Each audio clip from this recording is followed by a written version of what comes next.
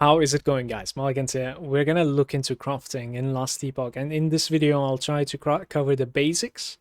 I'm going to try to teach you not only some methods, but at the same time give you the idea as like a new player to Last Epoch, what this crafting system is about, what it is trying to do, and how you should be approaching it. And from here, that is usually my approach when it comes to making guides in a Last Epoch, mostly, so that you will know the methods and you will know what it is trying to do. So you will be exploring further as you go yourself. So it's not going to be too much hand holding.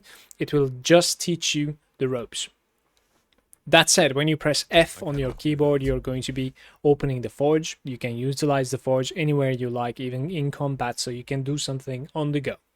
The second thing that I would like you to consider and understand is that when an item drops on the floor in Last Epoch, it is most likely incomplete. Any sort of item, almost. And you're going to need to craft on it to complete it, basically. So if you want to use it, you're going to need to craft on it because you can improve it. You can kind of edit it in the way that it's going to be serving your character better in 99% of the time. That is the goal of the game. So crafting, very simply put, extremely well designed in this game, and it is very deterministic. What that means is that this is something that is really bad on other ARPGs. It's the best system here. What deterministic crafting means is that you kind of can shape an item according to your needs just because of this crafting system. So if you need elemental resistances, you will be able to, have a chance of putting that elemental resistance on any item that you like, and most likely you can find an item that you can definitely put an elemental resistance on the go. So that is the interesting part about this game. When you mouse over an item in this game, there's something called forging potential, if it's an item that you can craft on, obviously. When the forging potential reaches 0, it means that you're done with crafting. You cannot craft on it anymore. Every time you craft something on an item, and it's a continuous process. So let's put this item over here on our forge. As you can see, 37 forging potential right over here. And as we continue crafting on this, or edit it or upgrade something on it, we'll be getting into it just now. There's a very high chance this forging potential is going to suffer and go down. When it reaches 0, we are going to be done with the item. So therefore, when you find an item, looking at it, you will be able to see that forging potential is usually higher on exalted items, these purple items. And it will be the lowest forging potential on white items, so just basically pure base items. Starting from the beginning, base items in this game, they differ a lot. They have different bonuses to you. They have different implicits, sometimes different damage values, sometimes different, and in the implicit, sometimes different armor values, sometimes it's different movement speed values. As you go higher level, you end up finding higher level items in the game, and they're going to be better bases in most cases. Sometimes it's a little bit conditional bases. Some bases will say, okay, I give you ward, and maybe your character doesn't really care about ward, so you could use the level, 10 levels before base, kinda. And if you would like to reach out and see every single base, you can press Shift F in Last Epoch, go into the add rule, and from here, from the item types right over there, you'll be able to see all the bases you want. So if you want to see a belt, you can just click the belt over here, and then from the subtypes, you'll be able to see all the belts available to you. Those are the old belts that drops, and you can do this for every single base. So back to the crafting right over here, we put this base over here, and it's an exalted item, therefore it has a little bit higher forging potential than usual. Another thing that we will go into next is going to be holding Alt. By the way, this is not only for crafting or item info, this is for every info in the game. When you hold Alt, what you're inputting into the game is that I just want more information. If there is more information available to you when you hold Alt while mouse overing something, the game will give it to you. And it's most likely not going to be too confusing, not in Last Epoch. That's the best way to put it. When you hold Alt over here, there's Tier 2 increased mana. So that is the prefix. The 2 affixes on the top, or the arrow on the left side. There's a small bit of arrow. I don't know if you can see it, so there's only one prefix on this one. Not, I shouldn't have said two affixes on the top, obviously. They go to the top when you put prefixes. But there's like a little arrow on the left side, as you can see, or on the crafting window, you can see that like the left side is prefix, right side is suffix. That is the simplest way to put it, I suppose. And this guy has only one prefix, and that's a mana roll that is tier 2. When you're crafting on them, you will be able to craft all the way up to tier 5. There are certain possibilities for you to find something like a tier 6 right over here. By the way, the name is not implemented here. 715 is just a code. For some reason, it's just 715 in the game right now as I'm making this video. But yeah, this is a tier 6. You cannot craft this item. You cannot get to tier 6. But it can drop later on in the game. That's why they're called exalted items. Because the item itself has an exalted... exalted affix, basically. So this item has one prefix, two suffixes, T2, T4 health, and T6 715, whatever that is. So we can continue, improving this item for myself, right? If I wanted to like start wearing this item, perhaps I like all of the things, even the mana. Then I'm gonna like put something over here. Let's just put something, right? You just click on this plus, and you're going to be able to see all the affixes that you can actually fit in there, guys. Okay? So bear with me here. This is the cool part about the game. These all affixes that you can put over here throughout the entire game, they can drop on the floor. Okay? That is the coolest thing ever. They just drop as items and you pick them up, and the better thing is like it's just going to vacuum. As you vacuum all of those, they're going to come to your bags as crafting items, like this one. And then you're gonna, for some reason, I wish they would fix this, you're gonna click this every time to like basically vacuum them from your bags into your view materials, okay? So in this view materials section, at any point of the game, you can press your inventory. You can come to view materials, and from here you can see all the affixes that you own. So, for instance, I'm playing some sort of like a minion build, okay? Let's come to the search bar and we write minion. These are the affixes that I managed to accumulate so far about minions. If I'm wondering, how do I roll minion damage on something, right? I just mouse over it. It says, look, can be applied to quiver, offhand, amulet, ring, relic, gloves, and belt. So if I care about like minion damage on my character, and obviously this can apply on anything, strength, vitality, movement speed, cooldown reduction, think about it, okay?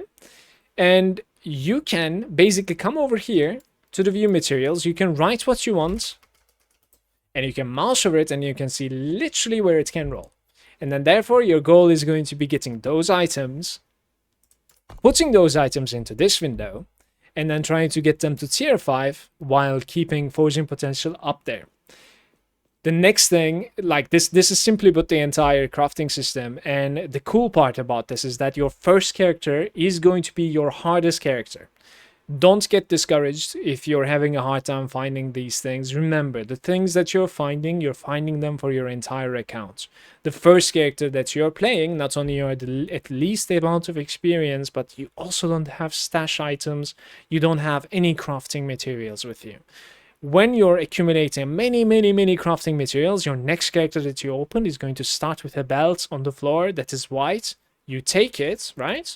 You put it over here. Let's assume this is the belt. You put health and elemental resistance on it. Boom, now you have elemental resistance at level 2. Now you're so much stronger. So now you're capable of doing this with like the first character. You accumulate all these materials and you start stacking these things up. It's going to be helping you very big, and you're making this like insane codex going on for your account. It's incredible, honestly. This is like the best system of Last Epoch.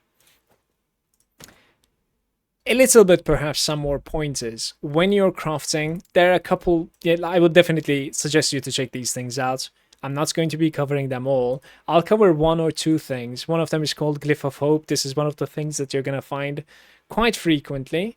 What this does is that it reduces the chances of, lowering the potential. Let's just read it. Like, I would like you to just mouse over and read them as you find them, please, instead of like making this video 20 minutes, because there's no point to describe all of this stuff. Modify the outcome of a craft, granting you 25% chance to have no forging cost potential. Another cool thing is that, like, it is, guys, it is not only about, okay, there's no cost, or there was a cost, now it is -7 fortune potential. There are also crits. So if we upgrade this mana over here, it will go to tier 3 mana, right? When I click over here, there's also a chance that it's gonna crit. When it crits, so you're basically lucky, there are 3 types of crits, if I'm not mistaken. One of them is it's not gonna take any shards. The other thing is that it's gonna increase something with it, so like it just crits and like it takes the health to T5, for instance, even though we have upgraded this. So it's like giving you a bonus. It's a really cool proc. The other thing is no potential at all. That's a crit as well. So the Glyph of Hope is going to be basically giving you a little bit higher chances. I would like you to use Glyph of Hope when you're using the crafting on an item that you kind of care about or would like to really use it. So check these things out. They're very cool. And this one I'll talk about tiny little bit as well. This is basically some sort of like complete gamble. So if you don't want the mana over here, and if you think that like it rolls anything else, I'm fine, If that's your approach, then you put a chaos over here.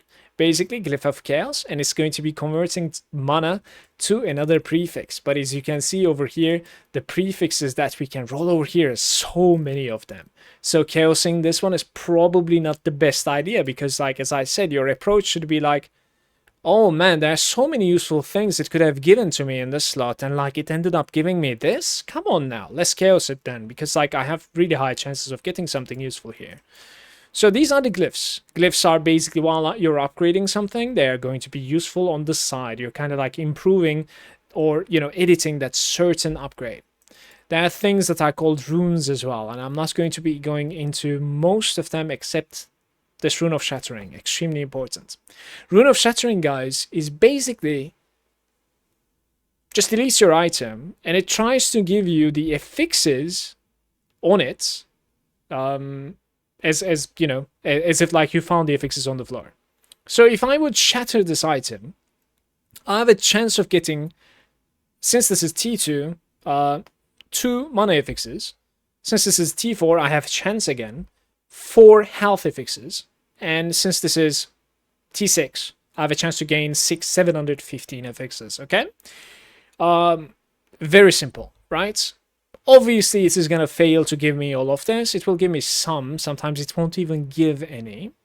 But it is crazy important, especially in the early game, especially on the first character, guys. Because, like, when you're using a very good filter, and simple plug right here, I have very good filters. If you go to lastepochtools.com, go to filters and write Malagant, you will be able to reach to my public filters as well over there, and I keep them updated for you. That being said, if you have good filters, they will be searching for, I can give you an example. At level 25, it will be searching for elemental resistances. Elemental resistance affix an item will drop a specific color on the floor, and you will be like, oh shit, that's an elemental resistance. You will pick it up. Even if you're not using it, you will shatter it, because elemental resistance is good affix with your first character, right? Because like you will be missing it, and it will be covering 3 different, like fire resistance, cold resistance, and lightning resistance. So it's like a very good affix to find, and it's a good shatter. Other good shatters later into the game are going to be like pluses. If you're familiar with Grim Dawn, you would know pluses to skills, no matter if you're not familiar. So there will be like pluses to skills dropping from items, and they're pretty rare, and you want to like keep especially shattered ones that you would like to use later on. The same thing can be done with removal as well. Removal is trying to give you all of the shards, right? So if I removal this, it will try to give me 4 health, 6 of this, or 2 of this, but it's gonna take turns. So when I press it once, it will only give me, it will only select one of them. The other 2 are going to stay in the item, and it will also lower the potential. So you get the idea. You will figure it out from there. This is going to be it for the crafting. Now, if you have any questions at all about crafting, I'm willing to make another video, and I can cover things a little bit more in depth, 100%. I just would like you to understand, like, to get the ropes basically to this system. Understand that, like, you kind of need to craft, and at the same time, it is very, very easy to craft. Because, like, as you're going, you're level 12, let's say, you opened your character, man, I'm taking too much this, purple damage. It's called void, right? In this game, it's just too much void damage right now, so I need void resistance. It's extremely easy to get it. You just press F, you put an item that has a slot of suffix into here, and you're going to be putting void resistance on top of it. This is how the game designed, and this was the purpose of this video, so that like you can jump into it from here and explore what you can achieve with the crafting, and just like brainstorm from there and enjoy Last Epoch. Thank you for watching. I'll catch you next time, YouTube.